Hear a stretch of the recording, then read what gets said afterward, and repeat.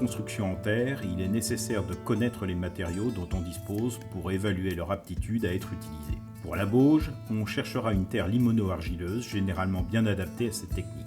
Elle peut toutefois contenir des sables, graviers et cailloux qui amélioreront la résistance mécanique et limiteront le retrait. Pour la terre allégée, il faudra dans la mesure du possible une terre très argileuse pour obtenir un fort pouvoir d'adhérence de la terre sur les fibres et permettre de limiter la proportion de terre par rapport aux fibres. Pour reconnaître la qualité d'une terre, plusieurs solutions sont possibles.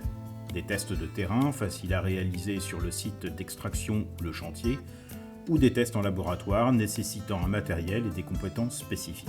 Les tests de terrain sont multiples et c'est la combinaison de l'ensemble des résultats qui permet de qualifier la terre testée. En tout premier, l'odorat permet de rejeter immédiatement une terre végétale qui sentirait l'humus. L'œil permet ensuite de discerner la présence de gros éléments, pierres, cailloux ou graviers. Le toucher permet de sentir sous la pression des doigts la présence de grains de sable, voire l'aspect abrasif d'une terre indiquant la présence de sable fin. Après avoir éliminé les grains les plus gros, on malaxera la terre avec un peu d'eau pour obtenir une pâte de consistance pâte à modeler. En pressant sous les doigts une partie de cette terre, on pourra visualiser si sous l'effet de la pression, la terre se fendille ou au contraire s'aplanit finement. Dans le premier cas, cela tend à indiquer une proportion importante de sable et de limon dans la terre. Dans le second cas, cela indique une forte proportion d'éléments fins, limon et surtout argile. Ce test pourra être corroboré par le test du cigare. La terre, prise dans le même état de plasticité, sera façonnée en long cigare d'environ 3 à 4 cm de diamètre. Ce cigare sera délicatement avancé dans le vide sans que la partie tombante ne soit retenue. On collectera la partie qui se sera détachée d'elle-même par son propre poids et après plusieurs séries donnant à peu près les mêmes longueurs, on mesurera la longueur moyenne de ces morceaux. Ce test permet d'évaluer la cohésion de la terre et par là, la forte proportion d'argile et leur activité. Un cigare de moins de 5 cm indique une très faible présence d'argile et une terre qui ne sera pas utilisable sans correction. Un cigare entre 10 et 20 cm indiquera une terre utilisable pour réaliser de la bauge porteuse. Au-delà de 20 cm, les terres seront considérées comme fortement argileuses, utilisables pour la terre allégée mais probablement à corriger pour faire de la bauge. Le test du retrait permettra d'évaluer les risques de fissuration au séchage. Ce test peut se faire de plusieurs manières. Soit il s'agit d'une simple pastille moulée dans un anneau de PVC de 5 cm de diamètre et d'1 cm d'épaisseur. La pastille, une fois sèche, se décollera de l'anneau et la mesure de l'écart permettra d'évaluer le retrait. La pastille sèche peut ensuite être cassée sous la pression des doigts. Facile à casser, cela confirmera une faible proportion d'argile. Dur à briser, les argiles sont présentes en grande quantité. On peut également évaluer le retrait en étalant de la terre plastique sur une surface plane et sur 1 cm d'épaisseur.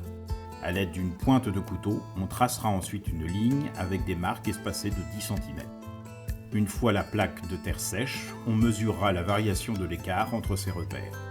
Un fort retrait témoigne d'une terre généralement chargée en limon et argile, qui fissurera de façon importante au séchage, nécessitant soit de modifier sa granularité par l'ajout de gravier et sable, soit d'ajouter une proportion plus importante de fibres quand il s'agira de faire de la bauge. Cela indiquera également que les joints de dilatation verticaux seront assez régulièrement nécessaires. Concernant le mélange de bauge, le test de retrait pourra être réalisé avec un moule plus conséquent de 60 cm de long sur une section de 5 cm au carré. Cette échelle de test permet d'intégrer les grains plus gros présents dans la terre et d'évaluer l'action des fibres à une échelle plus proche de la réalité et du comportement probable du mur. Enfin, un test de gonflement des argiles sera à réaliser. Après avoir mis dans une bouteille en verre environ un quart de son volume avec de la terre émiettée, on marquera sur la bouteille le niveau atteint par la terre avant de remplir la bouteille d'eau. Après l'avoir secoué à plusieurs reprises, on laissera le mélange reposer. Si le dépôt est proche de la marque d'origine, la terre ne présente pas de caractère gonflant. Si le dépôt est nettement au-dessus de la marque d'origine, la terre contient très certainement des argiles gonflantes qui peuvent poser problème. Les analyses de terre peuvent également être faites en laboratoire. Pour Kopp-Bauge, 3 essais sont importants. La granulométrie complétée par une sédimentométrie, les limites de liquidité et de plasticité, dites limites d'Etterberg, le test au bleu de méthylène.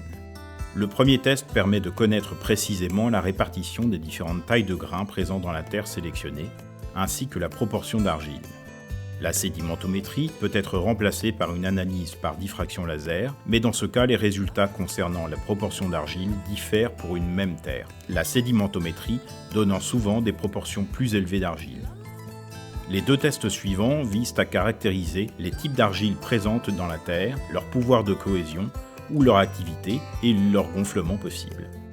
La réalisation de ces tests et la lecture de leurs résultats nécessitent une formation et une pratique spécifiques pour pouvoir les transcrire ensuite dans la réalité du chantier et de la pratique constructive.